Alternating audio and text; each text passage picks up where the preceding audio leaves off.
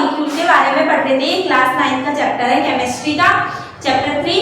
अब हमने डाल्टन की एटॉमिक थ्योरी कल हमने रिवाइज कर ली थी कि क्या होती है, और हमने डाल्टन के एटॉमिक थ्योरी के ड्रॉबैक भी पढ़ लिए थे। आज हम एटम के बारे में पढ़ेंगे कि जो हमारा एटम होता है वो क्या होता है।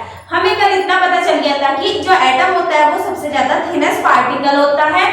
एक पेपर की शीट को बनाने के लिए, एक नॉर्मल जो पेपर होता है, जैसे कि ये एक पेपर की जो एक शीट है, इसको बनाने के लिए पूरी की पूरी ये जो शीट है, इसको बनाने के लिए लगभग मिलियंस ऑफ एटम लगे होंगे, अदरवाइज ये शीट नहीं बनती। मतलब कि अगर कोई पूछे कि एक पेपर की शीट में कितने एटम होंगे, तो मिलियन ऑफ एटम होंगे। मतलब हम इमेजिन भी नहीं कर सकते हैं कि जो हमारे एटम्स होंगे ये कितने होंगे।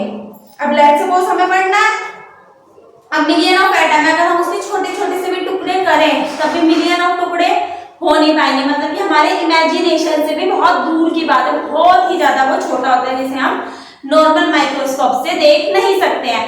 धीरे धीरे माइक्रोस्कोप की नए नए वैरायटी के माइक्रोस्कोप आए, फिर सिलिकॉन का स्ट्रक्चर, मैग्नीफाइड स्ट्रक्चर हमें देखने को मिला माइक्रोस्कोप के अंदर, जो हमारी एनसीईआरटी की बुक में भी है 9th क्लास की। अब हमें एटम्स के बारे में पढ़ा। एटम थिनेस्ट पार्टिकल होते हैं, हम बहुत ज्यादा छोटे होते हैं, नॉर्मल आइज से नहीं दिखाई दे सकते। उसके बाद अब जो ये इतने सारे एटम्स आ गए थे, इनके सिंबल होना जरूरी था। अगर कोई भी एटम खोजा गया है, अब दो एटम एक जैसे हो गए, या फिर मानने की बात ऑक्सीजन और कार्बन को अलग अलग, कार्बन को सी से और ऑक्सीजन को O से डिनोट किया जाता है। अगर दोनों को सी से डिनोट कर दिया जाता, कंफ्यूजन आ जाता ना, इसलिए उनके एटॉमिक सिंबल जो थे वो बहुत ज्यादा जरूरी थे। बर्जीनियस नाम के एक साइंटिस्ट आए थे, उन्होंने जो हमारे एलिमेंट है, एटम्स है, उनके सिंबल्स के बारे में बताया था। उन्होंने बताया था कि जो हमारा एटम है या एलिमेंट है, उसका जो पहला लेटर होगा, अगर हमें उसे सिंबल में यूज करना है, तो पहले लेटर को हमेशा हम कैपिटल से लिखेंगे। जैसे कि हाइड्रोजन का सिंबल क्या होता है, H, ठीक है। और सेकंड उसने अपना रूल 2 दिया, पहले तो कैपिटल लेटर, दूसरा रूल उसका ये था कि अगर हम दो लेटर का यूज कर रहे हैं तो पहला लेटर तो कैपिटल होगा और दूसरा लेटर क्या होगा, हमारा स्मॉल होगा। जैसे कि अगर हम देखें सोडियम, तो सोडियम में क्या होता है, Na, ठीक है। पर वो Na से शुरू क्यों हो रहा है, S से शुरू क्यों नहीं हो रहा है, मैं अभी बाद में बताऊंगी। हमारे पास बहुत सारे होते हैं, जैसे कि आर्गन होता है, जो आर्गन होता है उसका सिंबल क्या होता है, AR, पहला अक्षर कैपिटल और दूसरा स्मॉल। तीसरा उनका जो रूल था, उन्होंने कहा था कि हम फर्स्ट और थर्ड लेटर को भी ले सकते हैं। जो हमारा फर्स्ट लेटर होगा वो कैपिटल होगा और जो थर्ड लेटर होगा वो क्या होगा, स्मॉल होगा। जैसे कि हमारे पास क्लोरीन है, जो क्लोरीन है कायदे से तो CH होना चाहिए था, पर CH नहीं होता, ये क्या होता है, C और L, पहला लेटर कैपिटल और दूसरा स्मॉल। जिंक में भी फर्स्ट और थर्ड लेटर का यूज होता है, ZN। इतना सही था। अब धीरे धीरे कम हुआ, हाइड्रोजन को S से डिनोट किया गया, और देखो ऐसे नहीं लिखना है, एयर मतलब एल्यूमिनियम होता है, ये बिल्कुल सही है, पर ऐसे नहीं लिखना। ये कोबाल्ट है, पहला कैपिटल दूसरा स्मॉल, ये दोनों कैपिटल है, तो ये गलत है, ये तीनों राइट है। सिंबल ये भी मैंने बता दिया, फर्स्ट और थर्ड लेटर वाला।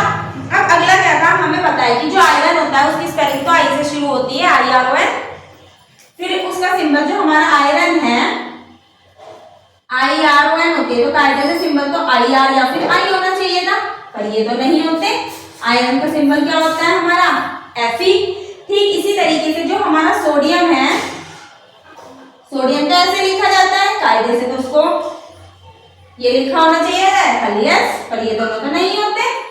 अब ये ऐसा इसलिए है क्योंकि जो इनका नाम आयरन का या फिर सोडियम का जो नाम है वो लैटिन भाषा में कुछ और है, उसको इंग्लिश में कुछ और लिखा गया।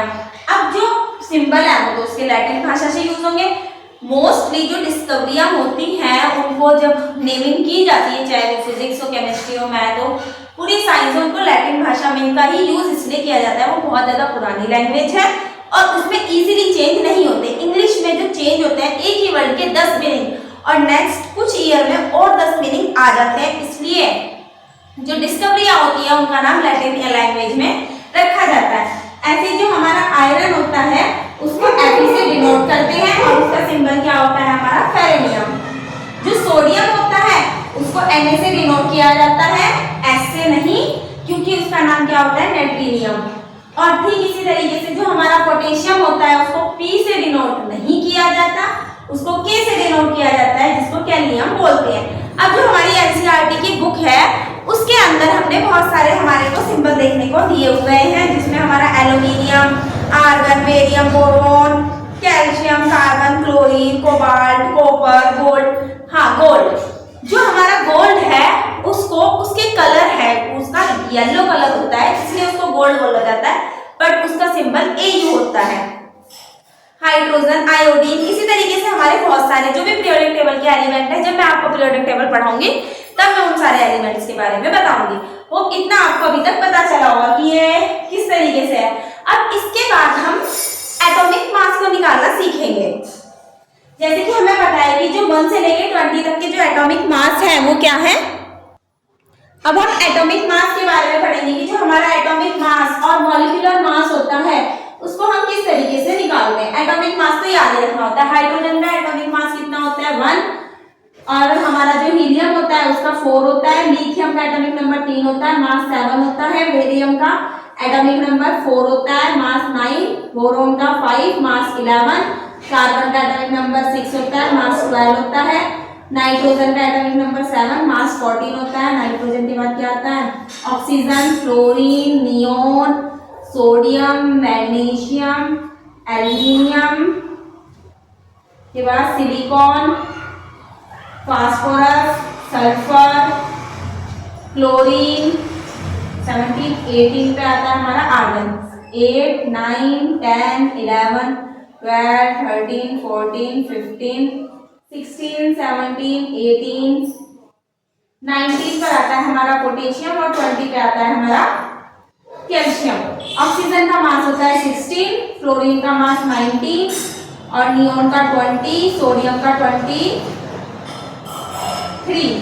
मैग्नीशियम का 24, एल्यूमिनियम का 27 और सिलिकॉन का होता है 28, पोटेशियम का 31, सल्फर का 32, क्लोरीन का 35.5, आर्गन का 40, पोटेशियम का 39 और कैल्शियम का भी 40। ये हमारे एटॉमिक मास है। अब हम मॉलिक्यूलर मास को निकालेंगे। जैसे कि हमारे पास एग्जांपल है H2O। अब हम एटॉमिक मास हमको पता चल गए 1 से लेके 20 तक। अब हम इसके मॉलिक्यूलर मास, जो मॉलिक्यूल होता है उसके मॉलिक्यूल मास को निकालना सीखेंगे। जैसे कि H2O है, अब H का एटॉमिक मास कितना होता है हमारा 1 मल्टीप्लाई 2 प्लस 16, टोटल कितना हो गया 18। ऐसे ही अगर हम कैल्शियम कार्बोनेट का मास निकालें तो कैल्शियम का मास कितना होता है हमारा 40 प्लस कार्बन का मास कितना है 12 प्लस ऑक्सीजन का मास कितना है, पहले ऑक्सीजन यहाँ पे कितना है 3, तो 3 लिखना है मल्टीप्लाई 16, तो 40, 12, 48 प्लस करा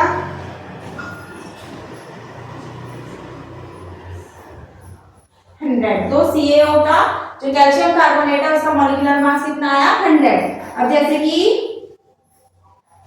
इसको बोलते हैं क्रिस्टलाइन ऑक्सैलिक एसिड।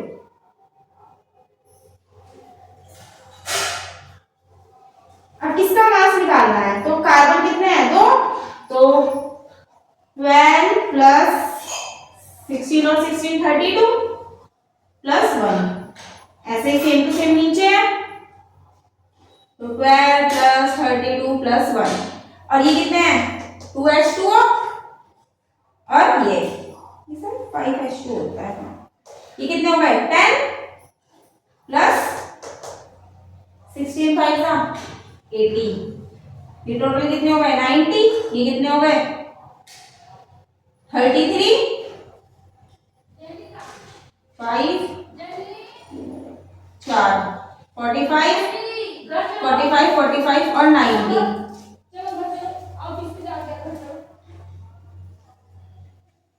तो ये कितना आया 80।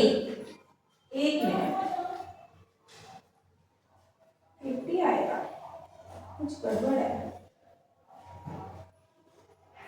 सॉरी 10, 1 कैरी लगा, 9 एक 10 और 8 18। तो इसका मास कितना आएगा, मॉलिक्यूलर मास 118।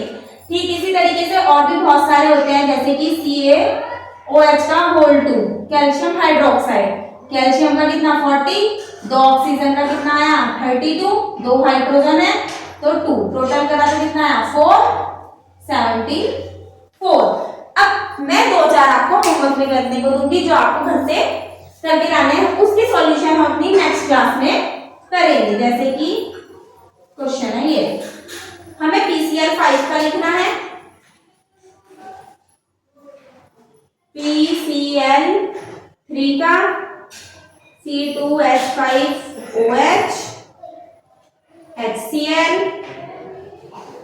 NaNO3 1 2 3 4 5 इतना आपको करना है, बाकी काम नेक्स्ट क्लास में करेंगे।